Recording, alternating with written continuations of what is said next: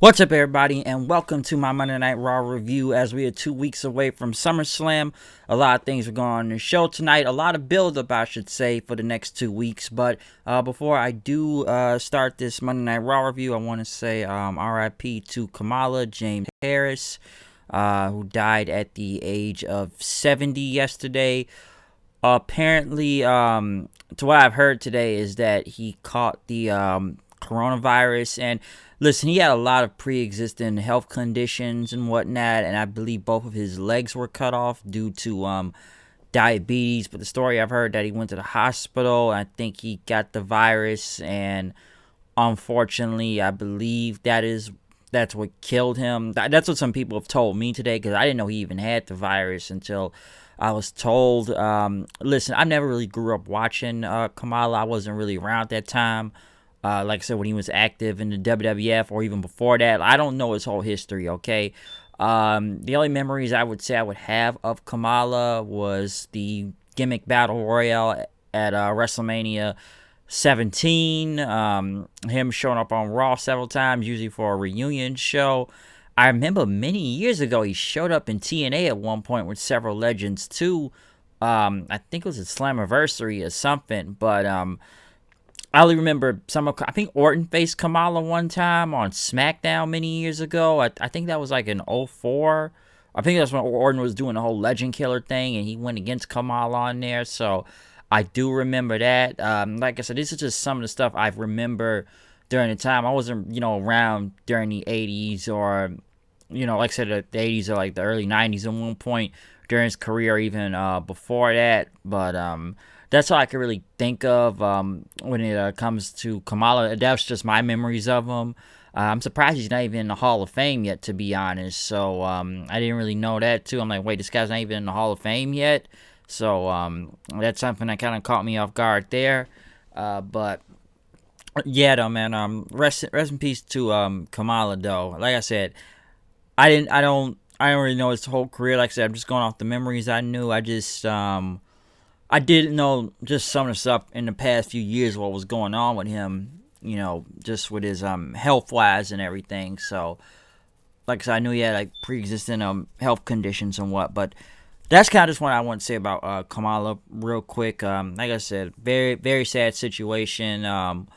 What went down yesterday. So, this, like I said, just want to give my condolences, everything. So, yes, rest in peace to Kamala. But yeah, next we do kick off Monday Night Raw, though, with a contract signing with Samoa Joe already in the ring, but two contract signings. One for the match at SummerSlam, and one for a contract signing of, finally being a WWE superstar, being a official WWE superstar. So they brought out both Seth Rollins and Dominic Mysterio, as they both came out. Of course, Dominic has the kendo stick with him, mostly throughout this whole time to beat Seth with. And Joe pretty much took the kendo stick, saying it would be safer with him, as he talked about Seth Rollins, and he started laughing. Seth said, "What's so funny?" And he just looked at him like, "You're supposed to be the greatest superstar of this generation and whatnot, but you think you could just justify what you're doing right now just to do whatever you want and everything?" And Joe pretty much told Rollins that, you're giving this young man right here a little no training and whatnot, that have put him in the ring and have him face you and whatnot. But Rollins says, "Listen, man, there's really no exception into this, or, he had no choice, and he's not the one. He can't sit here and play the victim card and everything, because, he chose this and everything." Because Seth said, "I've tried to do a lot of things, and I've tried to be Mr. Burn It Down, Seth freaking Rollins, but every time I did that, everybody crapped all over me. So I had to become the Monday Night Messiah and do everything for the greater good. And it's still not enough for everybody right now." And pretty much he talked about Dominic and everything, that he has no choice in this. But Dominic pretty much went on to say it's never going to be enough. And pretty much looked at Rollins, and he told him, "You're going to just make excuses for everything you do and what you've done to his family and whatnot." And pretty much talk about what he's done to his father, Rey Mysterio, and Aleister Black, and how they never will be the same. And Rollins pretty much went on and told Dominic, like, "Listen, you're on the verge of living your dream to become a WWE superstar now, and you should be thanking me for this, okay? Because I got you to this right now. But Dominic pretty much went on to say, you know what, my dream was being a WWE superstar, but now my dream is kicking your ass at SummerSlam, okay? And Rollins pretty much went on to talk more about Dominic, that you wouldn't last 10 seconds in a regular match with me, okay? So you're dealing with one of the best wrestlers of this generation, and Rollins pretty much says, I'm gonna do you a favor right now, so you can bring your kendo stick, bring your toolbox, bring any weapon, bring anything you want to bring at SummerSlam, okay? Because I want you to have every opportunity to come at me before I end your career, before it even begins, okay? And Rollins pretty much signed the contract then right after. Dominic signed both the match at SummerSlam and his WWE Superstar contract, his official contract and whatnot. And then Seth says, congratulations. Let's all give a round to Dominic, man. He's a WWE Superstar now, okay? Let's all give a round of applause for Dominic right here. Now get the hell out of my ring, okay? And because right now I'm gonna beat your buddy there, Humberto. So you may want to watch this. Which honestly, this wasn't really much of a match anyway. It's Humberto, okay? Humberto here, folks. So yeah, Seth beat Humberto, curb stomp. Murphy then attacked Dominic. Dominic fought back as he tried to fight off both him and Seth, but the numbers game got to him. And as they pretty much started beating down Dominic, they pretty much had kendo sticks, and they had him pretty much tied up to the ropes then, and they beat him with the kendo sticks across the chest and the back. Him and Seth and Murphy just beating the hell out of Dominic just several times, just beating him, and he pretty much told him to beg for mercy and pretty much mocked Ray. He says, hi dad, how's your dad out there? Look what's happened. Look at your boy here, Ray. Look at your boy. And they just beat him to death, okay? They beat him just several times. You could see the welts and the marks from the kendo stick as they pretty much beat him. And as they kept beating him with the kendo sticks, Dominic finally got loose. Rollins gonna hit a curb stomp on him, but Dominic was pretty much down, and they pretty much, Seth and Murphy left and said to be continued in the camera. I'm surprised Samoa Joe didn't even help, and he didn't even say anything either throughout this entire segment. You'd think he would have jumped in since he was going to fight Seth Rollins last week. Even tonight he was good on the mic and pretty much like he was about to call out Seth again to a match or some type of fight, but he just sat there. And he didn't say anything or even try to make the save, which he said he was handcuffed to the broadcast table and he couldn't do nothing about it. So he knows Dom has this and he's gonna do what he can at SummerSlam to take Seth out. So I kind of expected him to get in the ring. Maybe we'll see it at SummerSlam. I don't know if Joe is medically cleared yet to wrestle in that. So it just looks like they're trying to imply that he is, but he's not back officially yet. So I still think it's going to be something with him and Seth maybe after SummerSlam. I don't know. I will say Dominic took a beating right here. Some say he may have earned his stripes tonight. Pretty much got to prove himself and whatnot, so this may have been the case. I saw the photos of what happened after, he was beat down, and hey, he took some hard shots out there. I gotta give him that. You can see the marks on his body. He took a lot of good shots to the chest and the back, so painful shit. I will say that, very painful. So that was a very great segment they had out there. Next, Almas, Vega, and Garza came out. As Vega pretty much went on to say that they did not poison Montez Ford or anything. They had nothing to do with it. And then they started talking about Street Profits and Bianca in general, which even got a singles match between Almas and Angelo Dawkins then, as the lights kept going in and out again. The match itself was okay.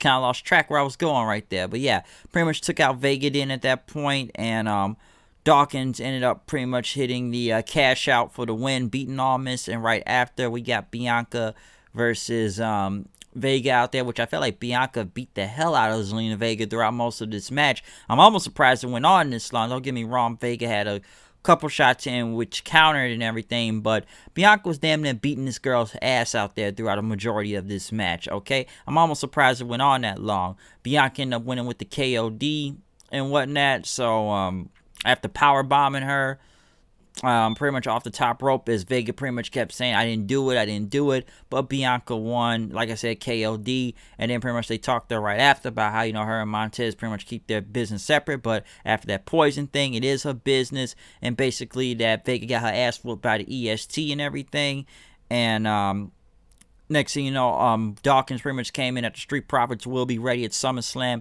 and they will bring all the smoke, so there you go. Next, they had the VIP lounge then, as MVP pretty much came out talking about what happened with that whole U.S. title match last week, that the only reason why that he lost were all these technical difficulties and the lights going on and whatnot.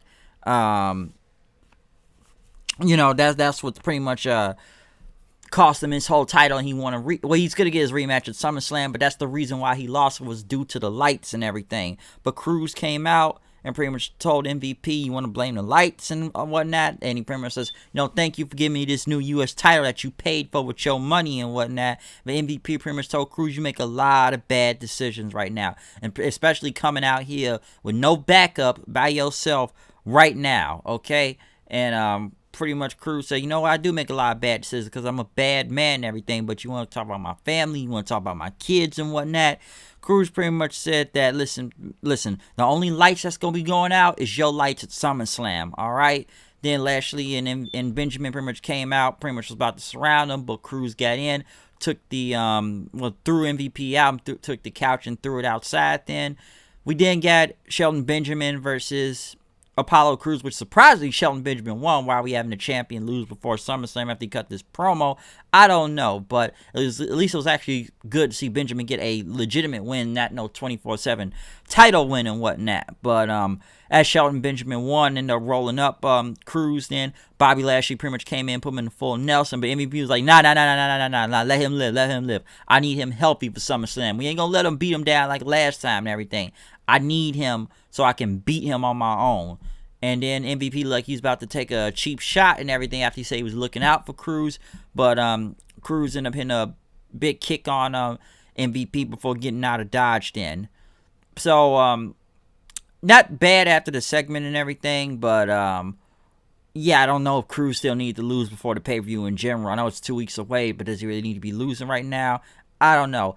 Next, we get back to Retribution, or the short midget guys, as everybody calling on the internet right now, or Antifa or whatnot. So we got the Retribution group, and we got this one security guard walking up basically saying, you guys need to go home, you can't do this. So they took a cinder block, threw it through one window, and for some odd reason they took another cinder block and threw it through the same window, and they didn't even break. They only hit the bottom glass. They didn't even break anything. This didn't really make a lot of sense. And okay, they broke one piece of glass. It's not like they destroyed the Performance Center or spray painted or threw multiple cinder blocks through the windows. They threw it through one glass window door, okay? And the second one didn't even hit it. So what was the point of even throwing the second one? Some people even said that the receptionist is actually behind the desk too watching this. So a lot of this made no sense with this group, okay? We're supposed to be taking these guys as anarchists and destroying everything, right? You threw one freaking cinder block. How does that make you look more intimidating or some type of a threat to everybody? SmackDown wasn't that bad. This right here, you do the same cinder block after you just threw the first one through the window. That makes no sense. It doesn't even make them look powerful enough. So this looked really dumb. Next, we got the return of Mickie James. Mickie James finally back in the fold on Monday Night Raw. Hopefully they push her better than what they did last time. But she said she was back. She's got gold on her mind right now. So she's not going to let anybody pass her up. But then next thing we got Natalya and Lana, who are in the same clothes. Pretty much talking about Mickie James, that they were the best of all time. As Mickie James pretty much says, I expect this from Lana, but Natalya, not you. You may be right, basically been riding your family's coattails forever at this point, but you're going to say that you guys got boats, right? But boats can sink, so there you go. But hopefully we go somewhere with Mickie James. I don't know, putting her against Natalya is the best way to do this, and Lana also, it already sounds like it's going to suck, but hopefully we can get something good from this. But I think I would have been better if they put Mickie James against a different opponent than Natalya of all people. Next, we got Hanson there talking to some woman in the back, as Raw walked up to him, and Cedric and Ricochet, we gotta get ready for this match. Come on. And the same girls as all the women said about Hanson there. Hey, you're cute. Other one, not so much. And then for some reason, we got the Viking Raiders and Cedric and Ricochet versus the Ninjas. Tozawa and his Ninjas. Listen, I didn't watch much of this match because I knew it was going to be done fast as hell. And when the, Viking Raiders all them beat the Ninja guys, one of them got out of Dodge and basically pinned Truth, had a referee with, well, Truth was the Ninja, pinned Tozawa. So yeah, Truth is the champion again. I have no idea where this is going, but yeah, Truth won the belt again. The whole Ninja thing was just bad segment and a waste of time. Put the Viking Raiders back in the Raw Underground. They look better over there, okay? Next, we didn't get Drew McIntyre. He talked about Randy Orton tonight. And pretty much talked about, Orton wants to do all this, how he takes from everything, how he took Mick Foley, the brass ring and whatnot many years ago. But he's gonna tell Orton that he's gonna learn that evolution has passed him by, okay? And pretty much they asked him what happens if Kevin Owens wins. Well, I guess him and Kevin Owens got to talk about the future then. Then we got Liv Morgan versus Peyton Royce, as the Iconics came out and talked about the Riot Squad again, making fun of them. We got a match from this, and I guess Ruby Riott tried to stop Billie Kay, and Liv Morgan saw it, almost about to blame Ruby Riott, as Peyton Royce hit her finisher onto Liv Morgan, taking her down, and pretty much Liv Morgan was pissed at Ruby Riott right after on. So could they break it up again? I don't know. Why don't they just see the replay so they could see what happened? And Liv Morgan now shunning away from Ruby Riott after they just got back as a team last week. Makes no sense, okay? As we get ready for Raw Underground, the big security guard got out, standing there. Shane McMahon was walking in. Basically, we about to start this whole thing and whatnot. So we got Raw Underground back this week. Unfortunately, we don't got the dancing girls or the strippers. So I think people may have bitched online about that. Yeah, they should have kept that going.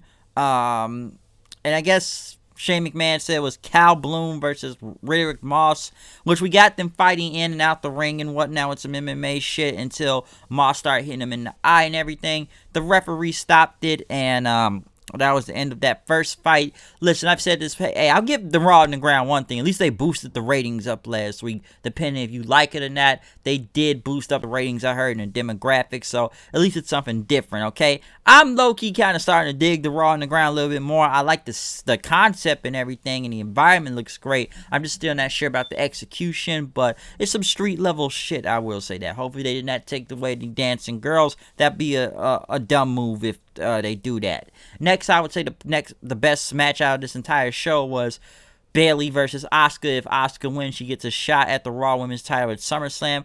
This was a great match. I enjoyed this a lot. I even liked the finish of it too. Bayley ended up pretty much running into Asuka. Asuka putting her into an armbar, reversing it, well, transitioning into it, and Asuka live, which looked cool as hell. Let me say that. Rolling into it as Bayley tapped out.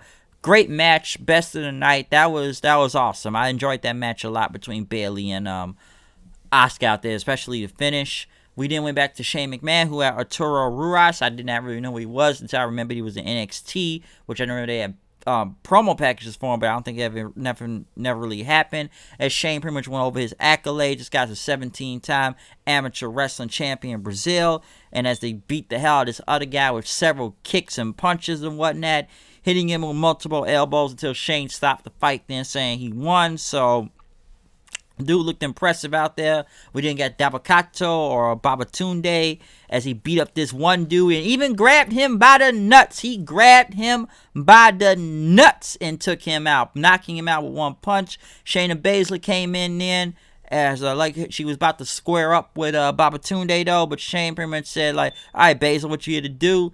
As who's gonna take her on? Baszler got out of the ring, pretty much threw some woman in there, and then another one tried to get in, but Baszler beat up, and then a third one came. Basically, Shayna Baszler beat up 3 women damn near at the same damn time, beating the hell out of all of them, pretty much putting her into a submission hold in.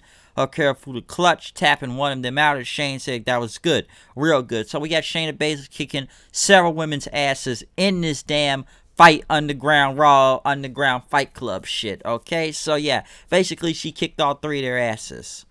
But we didn't get the, one once again, we got the Retribution guys jumping on top of a car that was flipped over. We didn't even see them flip the car over, but it was already flipped over, and they were jumping on like some kids on the couch, pretty much jumping off, or they ran off into the hills somewhere. So, yeah, Retribution, I have no idea where they're going with this tonight. I honestly don't, okay? So, that didn't make a lot of sense. We then went to the main event of Randy Orton versus Kevin Owens. Good match, I will say that, but we all know who was going to win. Owens, so like he was trying to channel Orton for a second, going and like strike him with the stunner, but Orton dodged the stunner and hit the RKO on him, when pretty much beating Kevin Owens, which was expected. But then before him and Flair was about to leave, pretty much Orton told Flair, hold up for a second, hold up, all right, we need to celebrate, we got to talk. Which they stood after commercial, and Orton pretty much told Flair, like, listen, I should be mad at you right now for that just happened, all right? And your ego is the reason why this match happened with Kevin Owens, all right? But I can't be mad at you, Flair. He pretty much loves and respects him too much. But you got me into this situation, and pretty much brought up a situation how you saved me years ago, back in like 01, 02 in Peoria, Illinois, and that no one else tried to, but you did. But Orton pretty much says you a liability now to me, okay? You're a liability. Listen, I took you, or you took me under your wing, and I took you under your wing, or whichever way it goes, because Flair wanted, I guess he wanted, Orton pretty much said that Flair wanted Orton be the son that he wishes he had, which some people think that was a shot at Reed, and pretty much told Flair, listen, man, you're not the, I loved and respect you, but now I don't anymore, okay? I just don't. And you're going to cry. You're going to cry like you always do. That's what we keep bringing you back here for, is to cry and sob like a baby. And it says, listen, this ain't the same guy I looked up years ago, okay? Damn near 10, 20 years ago when I first met him, all right? This isn't the same Ric Flair that needs a pacemaker right now, or went into a coma 2 summers ago, as Orton said. Basically, of course, we're using a real-life shoot because we all know about Ric Flair's past health problems, which this guy can damn near survive. Has cheated death so many times, I'm not going to even count them many times, but somehow Flair keeps kicking out, and pretty much you're just here to whore yourself out to the spotlight at this point, that you're washed up, you can't do this no more and whatnot, and just because I have a chance to be the WWE champion, and the only thing that's holding me back is you. I got to worry about you. But Flair pretty much took the microphone from Randy and says, listen, you're making this personal. And listen, I'm not the Ric Flair from 2001. He's gone, okay? Listen, I'm 71 years old. I'm on Monday Night Raw. Called up Hogan, pretty much says, it's the greatest feeling in the world, still being here on TV right now, all right? And pretty much he told Orton, like, I just want your approval to be there when you win your 14th WWE title, 15, 16, 17, okay? I want you to break my record, not John Cena. I want you to break my record of holding the most world titles. As, Flair went on talking about how him and his dad pretty much traveling up and down the road, making $350 a night and whatnot, wrestling, traveling all over the place while you were sitting at home, okay? And, Flair pretty much told Orton that, I've known you throughout your entire career, and you're one of the greatest wrestlers here today, all right? And he wanted to be there with him, because right now people want to look at me as just being Charlotte's dad and coming out with you. And listen, I can't get mad anymore. I've been through intensive care. I've been through a coma. I've had to learn how to pretty much do everything again and whatnot, and he just wants to be part of Orton's life. But I'm not that I'm not the old Ric Flair no more, okay? Just too much, I guess, surgeries and whatnot put him down. But Orton pretty much took the mic from him. He hugged Ric Flair for a very long time. And, of course, the betrayal was going to be coming in. He low-blowed Flair, which, come on, we all know Ric Flair's not about to take no RKO. He can't really take no bumps anymore. So, he low-blowed him, and Orton sat down, gently laid down Ric Flair to the ground, and I thanked him and everything. He said, I love you and whatnot. And then, of course, he set him up for the kick. The lights went out several times, but before that kick even happened, Orton did kick him. I guess he kicked him. And the lights went out. So we never even saw the kick, okay? The kick happened. We just didn't see the kick, which you can see at the last second. We know he didn't kick Flair in the head, but And, you know, some people said that I would have liked it better if they kept the lights on so we could see the kick, but they just, oh, Flair can't sell that kick. We know Orton's not really gonna kick him and everything in the head, and Orton's, you know, want to say he's a safe worker, so we know he would have had Flair very protected out there, that he would not get hurt. So I think they could have showed the kick. I think not showing the kick kind of let it go, you know, kind of brought it down a little, in my opinion. It still happened, but I would have liked it better if they just still did the kick and continued with it. I didn't think it was no need to, you know, hey, let's turn the lights out at the last second because the whole Retribution group, which I almost thought they were about to come out, but let's turn it off so we can't see, you know, Flair get kicked in the head, which, you know, he was on the ground and he was selling the kick and he was, you know, out cold and whatnot, and pretty much, you know, Orton just took Ric Flair's hand and put it on his chest and started talking into his ear. Then Drew came out for the save and called, you know, Orton, you're a sick son of a bitch, you evil bastard, you evil son of a bitch. He said he's going to get his hands on him at SummerSlam and whatnot, as Orton pretty much watched on, and Flair and, you know, medical personnel pretty much tried to help Ric Flair make sure he was still there. He says, I'm going to hurt you, you evil son of a bitch. This was a fantastic segment at the end of this entire show, okay? Fantastic, all right? Just the promos, which Orton, which is, you can't even say nothing. How much good can you say about Orton right now? Randy Orton's just putting on some of the best work he's put on a very long time. When he's a heel, you know when Randy's Orton is on, okay? When you motivate him well enough, he'll put on some great shit for you, all right? And this right here was another example, all right? Orton is just on another level right now, all right? Him and Ric Flair put on a fantastic segment. A fantastic segment. Just to the point. It was damn near real out there. Like I said, a lot of real life situations and whatnot. So this was great. And come on, we all knew the betrayal was going to be coming. This was basically a way to, you know, write Ric Flair off of TV, which I thought they would have kept him there until maybe after, you know, maybe after SummerSlam or something, and then Orton betrays him. But I think they may wanted to write him off early due to, you know, the whole virus scare of Ric Flair, because he never caught the virus. His wife caught the virus and everything, and then people thought he was the one that caught it, but you know, it was his wife, and I know they went on quarantine and stayed separate, but I think they look at Ric Flair, they don't want him getting the virus, or the possibility of him getting the virus and spreading it to other people in the Performance Center. So, yeah, this was basically a way to write him off of TV at this point. I was enjoying the little mini evolution being back in the fold, but I thought they would have kept it till after SummerSlam, but I guess they wanted to do it now, and this was a fantastic segment. Predictable, of course, which I was just waiting for it to happen. Like, he's going to kick him in the head, he's going to kick him in the head, he's going to kick him in the head. So, yeah, we knew this was going to happen, but still a fantastic segment. Raw tonight, I believe the beginning with Seth and Dominic and all them. Bayley versus Asuka was great.